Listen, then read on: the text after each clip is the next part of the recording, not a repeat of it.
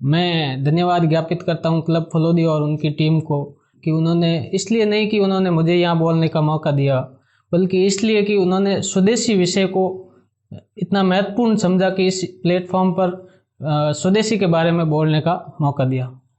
तो आज हम बात करेंगे स्वदेशी क्यों, स्वदेशी कैसे और स्वदेशी क्या। इन 3 सवालों के जवाब पर विस्तृत रूप से चर्चा करके और स्वदेशी के बारे में विचार करेंगे। क्लब फलोदी का ये एक विचार कार्यक्रम की श्रृंखला में स्वदेशी विषय पर आज बात करने वाले हैं। तो स्वदेशी क्या है? सबसे पहले अगर हम ऐतिहासिक पृष्ठभूमि की बात करें तो स्वदेशी, जब अंग्रेज भारत में राज करते थे तब से स्वदेशी आंदोलन शुरू हुए। 1905 में बंग भंग आंदोलन के बाद लाला लाजपत राय और अनेक स्वतंत्रता सेनानियों के प्रयासों से जो अंग्रेज यहाँ से भारत से रॉ मटेरियल ले जाते, औने पौने दामों पर ले जाते और ब्रिटेन में प्रोसेस करके फाइनल प्रोडक्ट भारतवासियों को ही ऊंचे दामों पर बेचते। और इससे जो नुकसान होता, एक तो हमारा रॉ मटेरियल औने पौने दामों पर जाता, एक जो प्रोसेसिंग होती उसमें एम्प्लॉयमेंट जो सृजन भारत में होना था वो भारत की बजाय बाहर होता, और फाइनल प्रोडक्ट का जो प्रॉफिट शेयरिंग था वो भी भारत में नहीं रहता। तो भारत का आर्थिक विकास कैसे होता? तो एक समय में सोने की चिड़िया जो भारत कहलाता था धीरे धीरे लुटता चला गया और एक समय ऐसा आया कि भारत कंगाली के कगार पर पहुंच गया।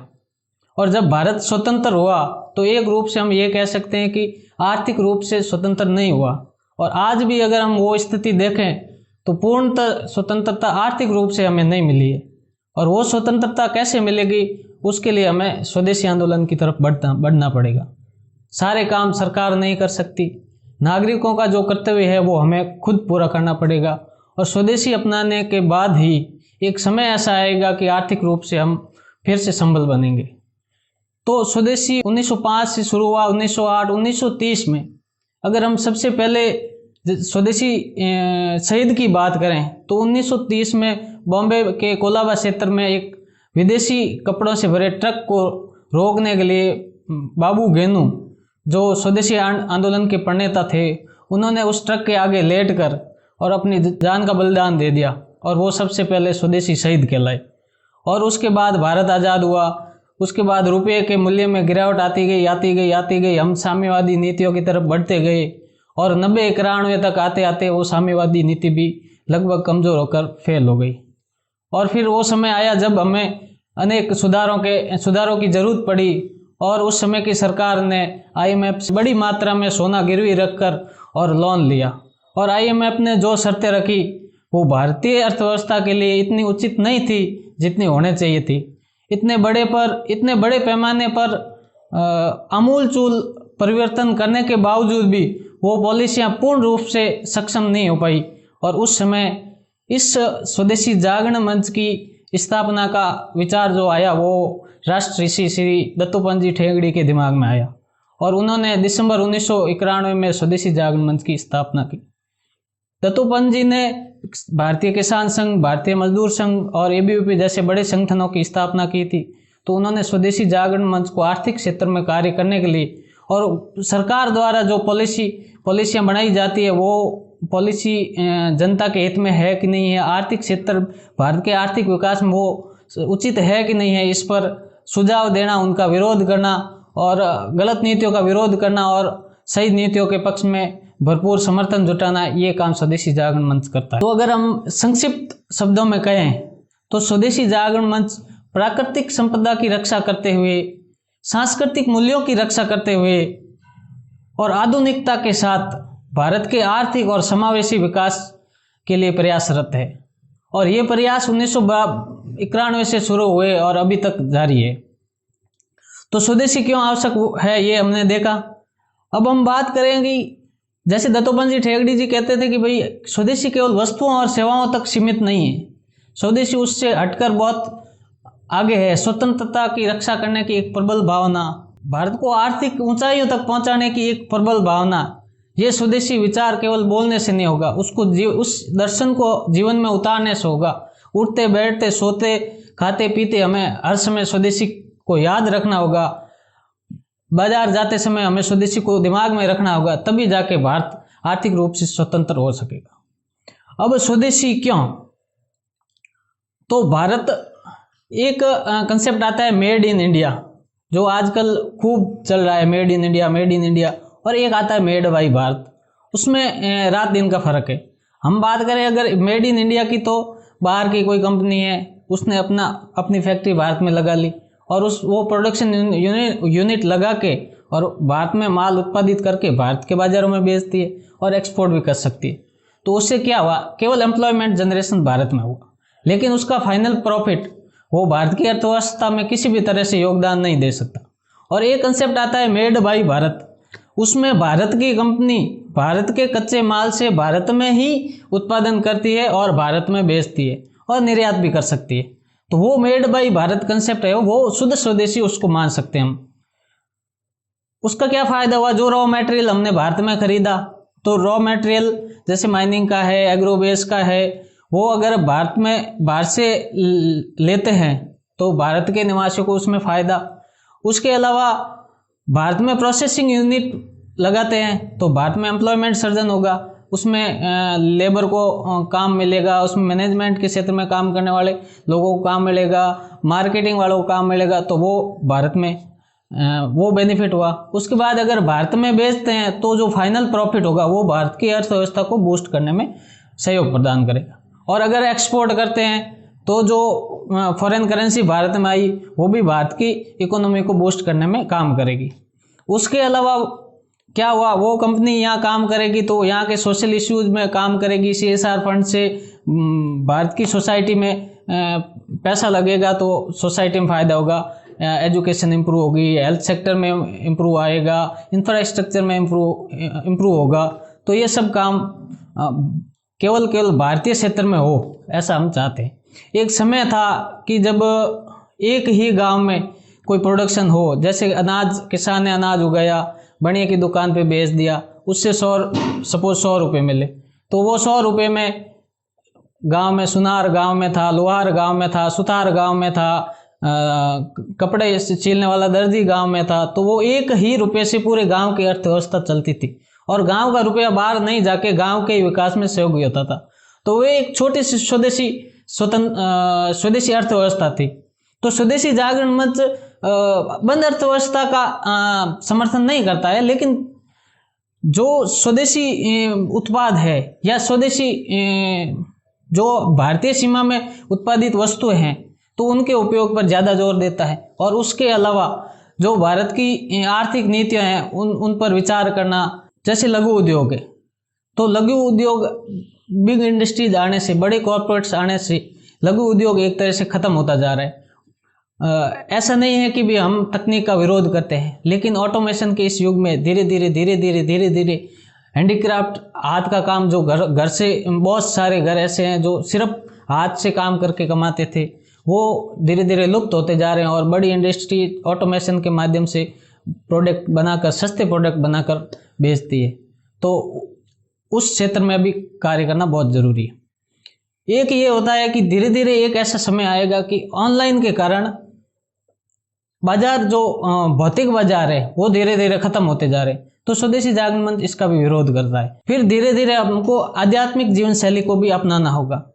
आज के समय में अगर हम देखें तो बड़ी बड़ी IITs में संस्कृत भाषा पढ़ाई जाती है, तो वो इसलिए नहीं पढ़ाई जाती है कि वो हमारी संस्कृति को डेवलप करना चाहते हैं या उसको जिंदा रखना चाहते हैं। हो सकता है वो उनका उद्देश्य हो, लेकिन वो सेकेंडरी है। उनका प्राइमरी एम ये है कि वो जो आज से वर्षों पहले जो हमारे ऋषि मुनि यूज करते थे, वो भाषा आज के समय में कंप्यूटर युग में उनकी कोडिंग डिकोडिंग में बहुत इजी और हेल्पफुल है। तो वो अपने फायदे के लिए उस लैंग्वेज को प्रमोट कर रहे हैं। तो अपने को जड़ों की तरफ जाना पड़ेगा और आध्यात्मिक जीवन शैली अपनानी पड़ेगी।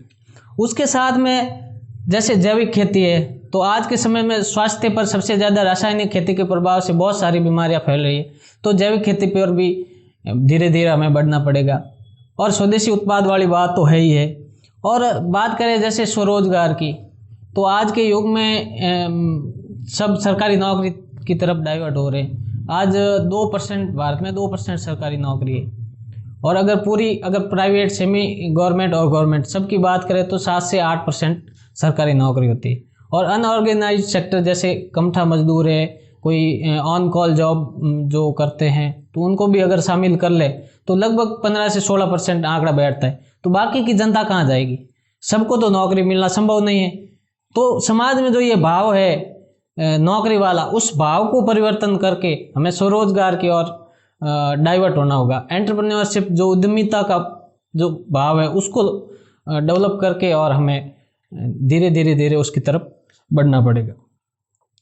हम कहते हैं कि हम भारत को, एक मुझे उदाहरण याद आता है, लोग कहते हैं भाई साहब स्वदेशी सामान तो बहुत महंगा मिलता है, उसमें क्वालिटी भी नहीं मिलती है। तो एक उदाहरण याद आता है, रशिया के एक बहुत बड़े नेता थे जो जिनको ग्लोबल, मुझे नाम याद नहीं आ रहा, जिनको बहुत नोबेल पुरस्कार मिल चुका है। तो वो, उनकी जो ऑटोबायोग्राफी थी उसमें उन्होंने लिखा था कि जब वो यूरोप में पढ़ रहे थे तो वहाँ जापान के 2 बच्चे पढ़ते थे। ये द्वितीय विश्व युद्ध लगभग खत्म होने वाला था, उस समय की बात है। तो वो बच्चे क्या करते थे, जब नोट्स बनाते थे तो एक बच्चा लिखता था, दूसरे वाला पेंसिल छीलता था, और जब तक वो पेंसिल छीलता तब तक उस पहले वाली पेंसिल की नोक टूट जाती, तो वो चेंज कर लेते, फिर वो पेंसिल छीलता और वो लिखता। ऐसा करते करते वो पढ़ाई करते थे। तो साथ वालों ने पूछा, भाई आप यहाँ इंग्लैंड में अच्छी पेंसिल बनती है, तो ये क्वालिटी वाली पेंसिल ले लो, इस पेंसिल को क्यों यूज करते हो? तो वो जो जापानी बच्चे थे उनकी आंखों में आंसू आ गए। वो कहने लगे, हमारे जापान में बनी ये पेंसिल अगर हम यूज नहीं करेंगे तो कौन यूज करेगा? और पहले हम यूज करेंगे, जब हम यूज करेंगे तो इसकी क्वालिटी भी बढ़ेगी, इसकी सेल्स बढ़ेगी तो इसकी क्वालिटी भी बढ़ेगी, और जब इसकी क्वालिटी बढ़ेगी तो एक समय आएगा कि पूरी दुनिया जापानी पेंसिल को यूज करेगी। और आज हम देख सकते हैं कि जापान छोटा सा देश होते हुए भी टेक्नोलॉजी में, देशभक्ति में कहाँ पहुँच चुका है। और देशभक्ति केवल ये नहीं कि भाई आप देशभक्ति बॉर्डर पर जाकर गोली खाओ, देशभक्ति आप छोटी छोटी चीज़ों में खो सकते हो। आप रास्ते में जा रहे हो और कोई नल खुला है तो आप उसको बंद करके भी, वो भी एक देशभक्ति है। आपके घर में एक्स्ट्रा लाइट्स नहीं लगे, आप उसको बंद रखो, वो भी एक देशभक्ति है। आप बाजार जाओ तो स्वदेशी विदेशी सामान की सूची देख के जाओ और स्वदेशी सामान खरीदो, वो भी देशभक्ति की श्रेणी में आती है। और हम कहते हैं हम भारत को जापान बनाएंगे, हम भारत को अमेरिका बनाएंगे। क्यों भाई, हम भारत को अमेरिका क्यों बनाएंगे? हम भारत को भारत ही बनाएंगे। भारत का जो मूल स्वरूप था वो अमेरिका जापान से बहुत ऊपर है, और हम भारत को भारत ही बनाएंगे। हाँ, हो सकता है उसके लिए हमें अमेरिका और जापान का जो आज का जो स्थिति, उस दौर से गुजरना पड़े, लेकिन हम भारत को भारत ही बनाएंगे और भारत के मूल स्वरूप में ही लाएंगे। तो स्वदेशी जागरण मंच जो अभी स्वदेशी जागरण मंच के जो अभी कार्यक्रम चल रहे हैं, मैं संक्षिप्त में बता देता हूँ। भारत में जो पॉलिसीज बनती है उसके लिए सरकार आंकड़े WTO से लेती है, UN से लेती है, और कुछ ऐसे प्राइवेट रिसर्च सेंटर है जो आंकड़े कलेक्ट करते हैं। वो भी बड़े कॉर्पोरेट्स के लिए काम करते हैं, और उनके हिसाब से वो आंकड़ों को मैनिपुलेट करके और गवर्नमेंट को अवेलेबल करवा देते हैं, और गवर्नमेंट उन आंकड़ों के बेस पे पॉलिसी मेकिंग का कार्य करती है। अब जैसे हमारे क्षेत्र की बात करें, पश्चिमी राजस्थान, उस पश्चिमी राजस्थान का क्या क्लाइमेट है, रेनफॉल का वहाँ क्या स्टेटस है, एग्रीकल्चर का वहाँ क्या स्टेटस है, वाटर क्वालिटी क्या है, क्या रिक्वायरमेंट्स है, उन सब की बात करें अगर हम, तो वो चीज़ गवर्नमेंट तक नहीं पहुंच पाती है। तो स्वदेशी जागरण मंच ने स्वदेशी शोध संस्थान के नाम से अपना एक इंस्टीट्यूट डेवलप किया है, और उसकी एक बहुत अच्छी बिल्डिंग नई दिल्ली में बन के तैयार हो रही है, और बहुत जल्द बहुत सारे शोधकर्ता इस पर कार्य करेंगे, और फील्ड से अलग अलग क्षेत्रों से स्थानीय लोगों से जुड़कर और स्थानीय आंकड़ों को इकट्ठा करके और स्वदेशी शोध संस्थान के माध्यम से सरकार को उपलब्ध कराएंगे, और उसके बेस पर जो पॉलिसी बनेगी वो हमारे भारत के विकास में तो लाभदायक होगी, साथ में स्थानीय लोगों के स्थानीय लोग जो स्थानीय कम्युनिटी के साथ साथ स्थानीय जो क्षेत्र है उस क्षेत्र के विकास में लाभदायक साबित होगी। उसके साथ ही स्वदेशी जागरण मंच के समन्वय में अभी 14 राष्ट्रवादी संगठन मिलकर एक स्वावलंबी भारत अभियान के नाम से एक अभियान चला रहे हैं, जिसमें युवाओं को नौकरी की बजाय, नौकरी पाने वाले के बजाय नौकरी देने वाला बने, ऐसा भाव जागृत करने के लिए जन जागृति का ये अभियान चल रहा है, जिसमें उद्यमिता प्रोत्साहन के कार्यक्रम चल रहे हैं, और प्रकल्प, छोटे छोटे प्रकल्प जिसमें बेरोजगार लोगों को रोजगार में कैसे सहायता की जाए, और रोजगार केंद्र खोलने का भी कार्यक्रम चल रहा है, जिसमें एक रोजगार केंद्र जो समस्त सरकारी योजनाओं की जानकारी, लोन से रिलेटेड, बैंक से रिलेटेड, ये जानकारी जो स्वरोजगार में इंटरेस्टेड है उनको अवेलेबल कराए, ऐसा एक रोजगार केंद्र खोलने की प्लानिंग चल रही है। और अंत में हमारे प्रांत के सह समन्वयक प्रमोद जी भाई साहब जैसे हमेशा कहते हैं कि चाहत से देसी, देसी यानी स्थानीय, जहाँ तक संभव हो आप अपने स्थानीय उत्पादों का उपयोग करो। तो चाहत से देसी, ज़रूरत में स्वदेशी और मजबूरी में विदेशी, और ये मजबूरियाँ कम होती रहनी चाहिए, कम होती रहनी चाहिए, कम होती रहनी चाहिए। जय स्वदेशी, जय भारत।